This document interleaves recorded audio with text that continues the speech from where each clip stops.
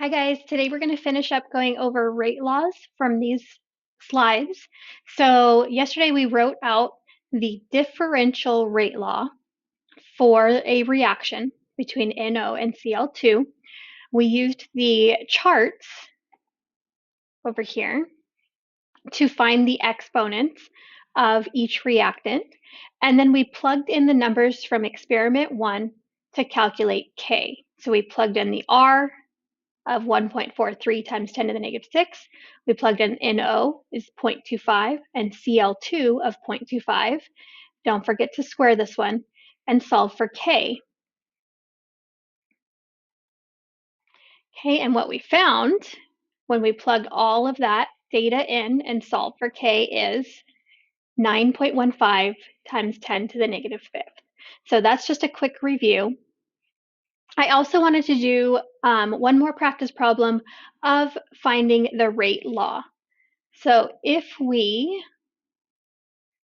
go to our Science Geek, down here we're at Chemical Kinetics.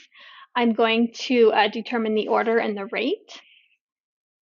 Okay, so this one is even more complicated because there are three reactants. A reacts with B and C to make some product that we don't care about yet. And what we have to do is figure out the exponents of A, B, and C using this data. So in order to figure out each one, we need to pick experiments, or in this case, they labeled them as trials, where two of them remain constant and only one is changing. For example, between trial 1 and trial 2, A is constant. It does not change. C is constant, but B doubles.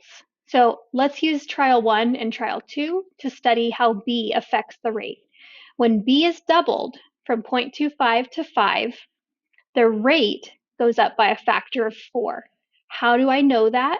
I would take the concentration here, 0.5, and divide it by the concentration up here, 0.25, and I get 2.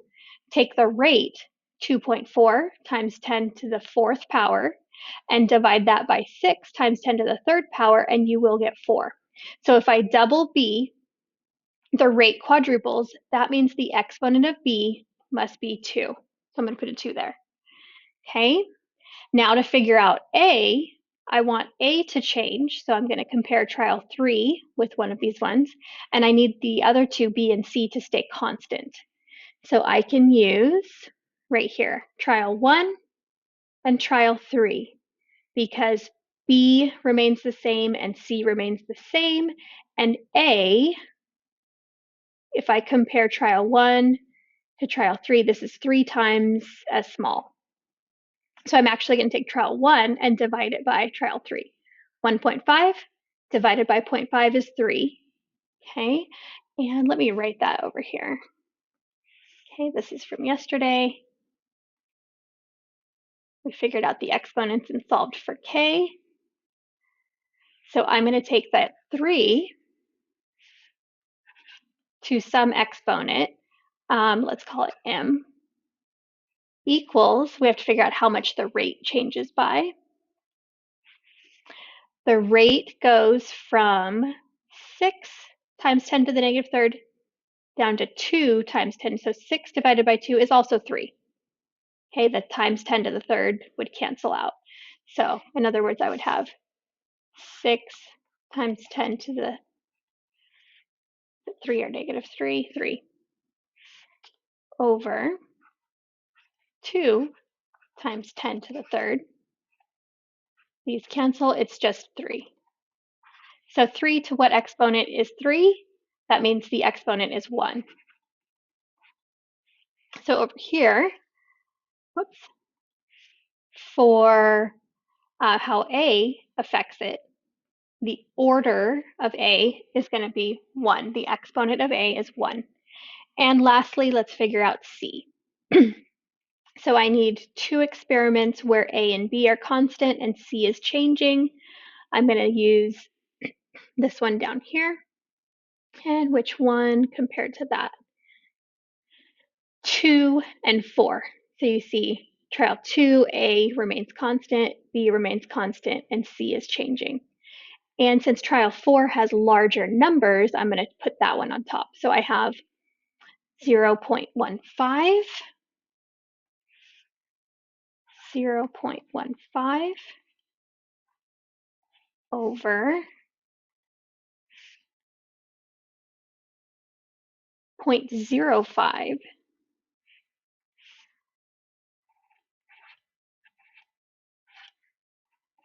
Okay, and so this is the concentration of C to some exponent.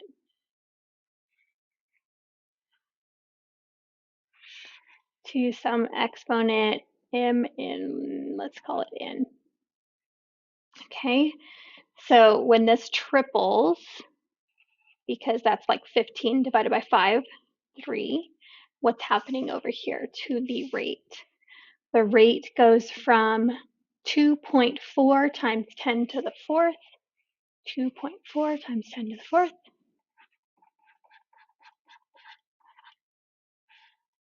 and oh, look at that. It's also 2.4. So I've tripled the concentration of C, and then the rate stayed the same.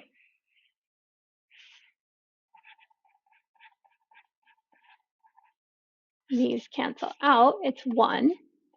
So, oops, sorry guys that I forgot the exponent here. We're trying to figure out what 3 has to be raised to. We're trying to figure out this order to equal 1. N, therefore, has to be equal to 0. So if you triple the concentration between here and here, it's tripled, and then there is 0 change in the rate, then the order must be 0. So let's plug that in and check our work.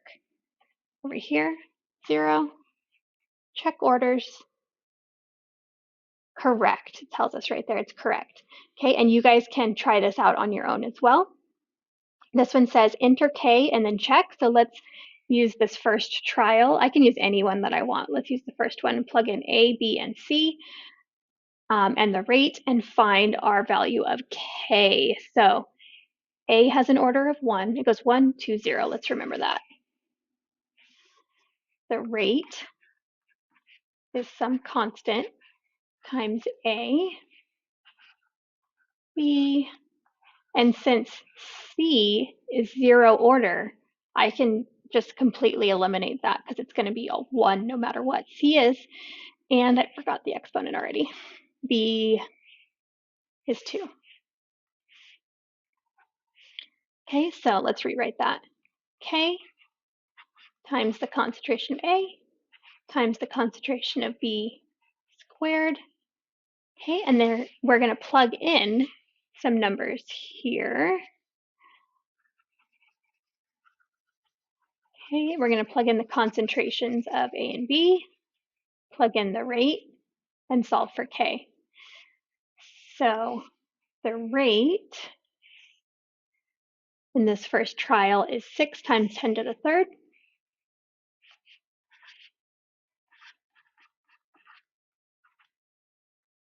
Molar per second, and that equals K times the concentration of A, which is 1.5 molar, and B, 0.25 squared, okay, whoops, molar. Okay, and so let me multiply these numbers out here. 0.25 squared is 0.0625, and then I'm going to multiply that by 1.5. And I get K times 0.09375, don't round yet. Molar squared times molar is molar cubed.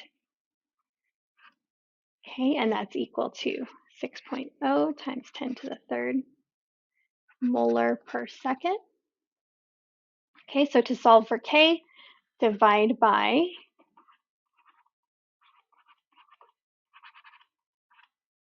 This is going to cancel, and I have to do the same to both sides.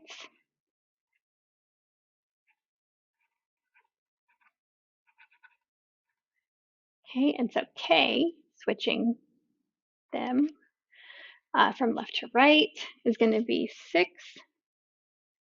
exponent, or EE on my computer, my calculator, 3 divided by, that's 6,000 by the way, 0.09375.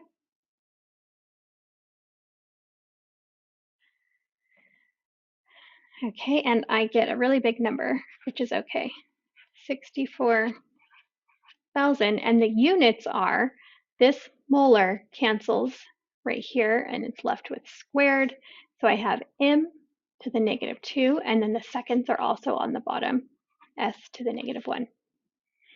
Okay, you could also write the units as per molar squared times seconds, or per moles per liter squared, which that would, then we could flip these two around and put them up top as liters squared per mole squared. If this one makes no sense, and I gotta leave those seconds there, don't worry about it.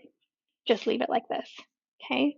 But this is how you would write the molarity out in liters and moles. Okay, so that is my answer. And you could also write it in scientific notation, but if it doesn't ask you to, I wouldn't, because it's just one more thing that you might get wrong. 1, 2, 3, 4 molar seconds. Okay, so that is our answer for K. Let's plug it in and make sure we got it right.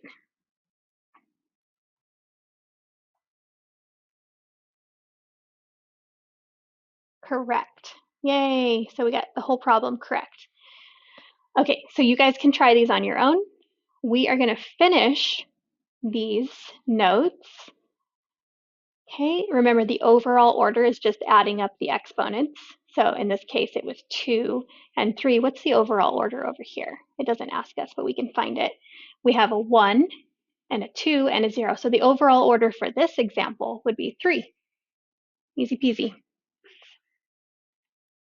Okay, so this is the next type of rate law. It's called an integrated rate law, and it does have to do with integrals in calculus, but thankfully these are actually pretty easy. We do have to do a little bit of memorize. We have to memorize 3 things, a little bit of memorization. What's going to show up right here, the rate laws are given on the AP exam, so you don't have to memorize the equations.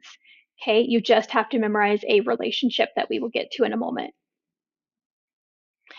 Okay, so time versus concentration. If you graph time and concentration, like you're doing a lab and you measure the concentration and how it's going down over time, and you get a line, a straight line, linear, it's going to be a 0 order reaction, because what that means is that the rate is not changing. If it's a line, then the rate is constant. First order is if you graph the time of the reaction and the natural log. This is a button on your calculator that you're going to want to use. If the natural log of the concentration is linear versus time, then it's called first order. Okay, so the exponent is 1. Second order is if you graph 1 over, so the inverse of the concentration versus time, and you get a straight line. So these you do need to memorize, and we're going to look at some examples right now. So for this problem, it gives us the time of a reaction, and it gives us the concentration of hydrogen peroxide and how it's decreasing over time. So this is our reactant. It's going down over time. It says find the integrated rate law. So we need to know, is this 0 order, first order, or second order? Can it be other things? Yes, but I've never seen anything besides 0, 1, and 2 on the AP test, so we're not going to worry about it too much. It can be a fraction like 1/2. Okay, but again, we're not going to worry about it right now. A graphing calculator works. I like to plug these in to Google Sheets or Excel. If you just copy this table and put it in, you can graph these very easily, but he graphed it for us in the next slide. So let's look. Here is time versus concentration. Okay, and clearly this is not a straight line. The mathematical way that we prove that it's not a straight line is by finding the equation of this graph and looking at the r squared value. So this r squared value that you can, when you put an equation on here, you can do this in sheets, and I'll show you guys at a later time. The r squared value tells you how close that graph is to a straight line. The closer it is to 1 is a perfectly straight line, the better, the more linear it is. So 0.88 is not super close. Time versus the natural log of the concentration. That looks pretty linear. Let's look at the r squared value. 0.99978. So this is very close to a perfectly straight line. So I'm guessing this is our winner for the order. Okay, this one's the most linear. Lastly, 1 over the concentration. This would be second order, and it's not a line. Okay, this is an exponential curve there. And the r squared value of 0.87 proves that it is not linear. So the winner is the natural log, which means because of that previous slide, let's go back a little bit. Whoops, too far. So because the natural log versus time gave us a straight line, we know that it's going to be first order. Why do we know? Because we memorized it. There's not really another way to prove that.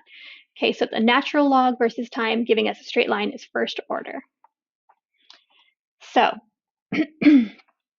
what does that mean? That means the exponent of H2O2 is 1. So this is my rate law. I can write out the rate law. And this is the part that is given on the AP test. Okay, the integrated rate law is this equation right here, which again, you don't have to memorize, but you'll notice that it has natural log in the equation. Okay, and to find K, it's going to be a little different now. So to find this K, I don't know the rate, I only know the concentration and the time. But you can see here's concentration, here's time. We're going to find K from the graph this time. Okay, so the slope of that graph is going to be the change in the natural log of the concentration. They're finding the average slope between the beginning and the end.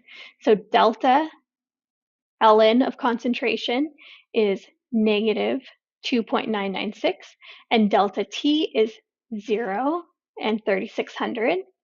And so the slope is this value.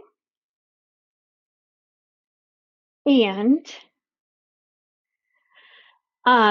since we have this equation, also because remember that this is a reactant and it's going down, the negative k here, we're going to multiply the slope by a negative. So instead of negative 8.32, the slope is going to be positive 8.32 times 10 to the negative fourth per second. Okay.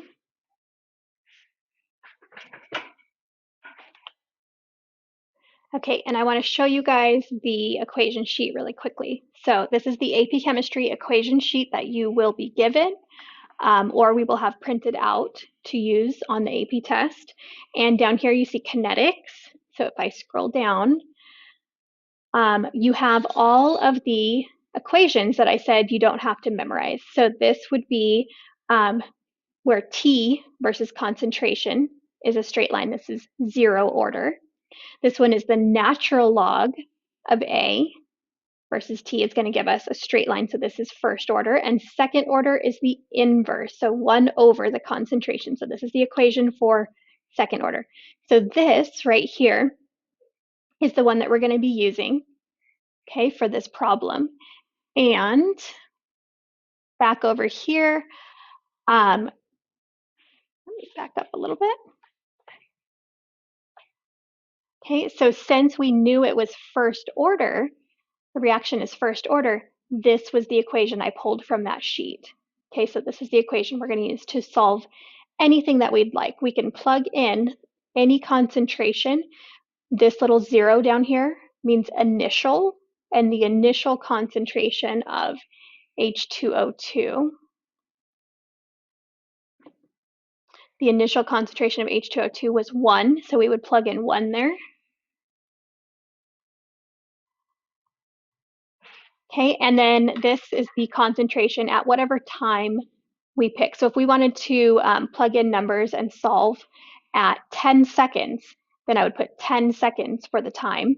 The initial concentration of 1, I could plug in here, and we could find what the concentration should be of that reaction. Okay, this will make more sense when we do some examples tomorrow. Okay, so we already found that the negative slope is going to be our K value. Okay, there is a second way to do this. This is not super useful, but if we were to do a lab where we graphed the concentration versus the natural log, and then we use Google Sheets to find the equation, then the slope in this weird form, remember y, this would be y equals mx plus b. This is the y-intercept. K, negative k, is the slope. Okay, and then this is the y value.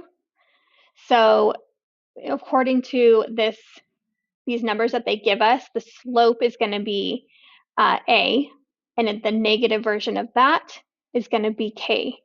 Okay, if that made no sense, do not worry about it. We will go over that again. Okay, so this chart right here, I have put in Classroom, and I would like you guys to fill it out. If you have a zero order reaction, the rate is constant. Okay, it would be a to the 0 power, which is just 1. Let me fill that in for you guys over here. So for zero order, R equals K, it would be times A to the 0, which cancels out, and that's why they just have R equals K. Okay, so the rate of that reaction is constant. For first order, R equals K times some concentration A to the first power, and second order, it would be R equals K times A squared. Okay, the integrated rate law, that's the one that we're given. Okay, and the equation sheet writes it a little differently than your textbook.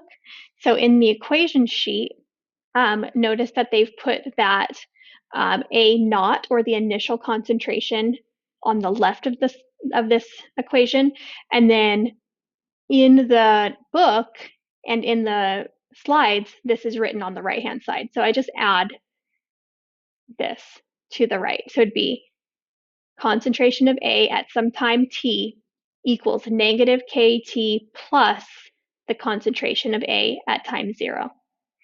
So let me write that. I'm going to write, in other words, this version. Do you see how they've moved that A naught to the right-hand side? So I'm going to put concentration of A at time t equals negative KT plus A naught. So that little circle is called a naught, which means initial, okay, or beginning.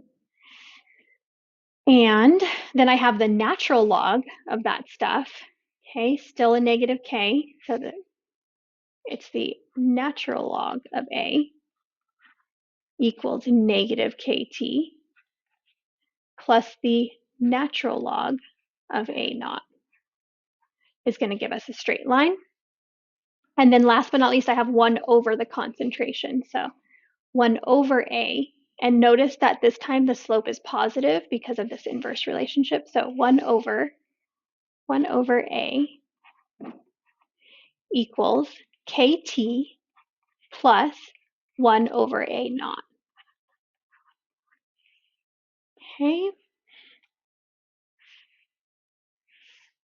1 over A naught. And the plot that produces a straight line, this one is concentration versus time. Concentration of A versus time is going to give us a straight line. This one is the natural log. So this is the part you have to memorize. The natural log of A versus time. When that gives you a straight line, you know it's first order, like in our example. And if 1 over the concentration were to give us a straight line, then it would be second order. So if 1 over the concentration versus time gives a straight line, it's second order. Relationship of rate constant to the slope of that straight line. This was the slope, sorry, K. K equals negative slope. Okay, because of that negative K. And same thing here. K equals a negative slope. And for this one, K is positive. So K equals, let me come back over here because I feel like I'm messing this up. Nope, K equals the slope. Okay. And then the half-life. So half-life is the time it takes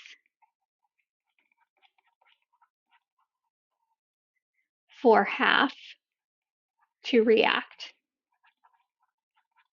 So for example, if you had 100 little molecules of A and it goes down to 50 molecules left, 50 of them have reacted, so half of them have gone away. The time that that takes is called the half-life. And that means that the concentration is half of the initial. So that would be whatever your initial concentration is, goes here. And this would be half as much. So we plug in a bunch of numbers basically, and we get these equations. Okay, so T1 half is the half-life. T1 half equals A naught over 2K over 2K. So if I know the K, if I know the rate constant and I know the initial concentration, I could calculate half-life. And I need to know what order it is. Usually they only ask these types of questions for first order, and the half-life is T1 half, 0.693, T1 half, 0.693, 0.693 over K. The reason I don't have this memorized, you guys will see these again are basically the only ones they ask about half-life, and the equation for that is right here. Okay, so you guys can see the half-life equation is only for first order. Okay, so you do have to remember that. This half-life that's given is only first order, but if they ask you about half-life, it's going to be first order because that's how decay happens. Okay, back over here. Whoops, oh no. Why did it do that to me? Let me pause while I get it back up. Okay, so last but not least, the half-life of second order is 1 over K times 8, A naught. 1 over K times A naught. All right, so again, what you have to memorize, let me circle it in yellow. We have to remember these equations are given, equation, given on the worksheet that they hand you. This is not given, and so they will ask you what order it is based on, usually they'll give you the graph. So they'll say, this is a graph of 1 over concentration versus time, and it's a straight line, and they'll say, what is the order? You have to remember that 1 over the concentration is telling you that it's a second order reaction. Okay, so these ones you're going to need to memorize. Memorize these guys right here. Okay, the relationship between the straight line and the graphs. Okay, we will be doing examples of these, so this will sink in. I know it's kind of confusing right now. Okay, and I will see you guys tomorrow. Have a great day.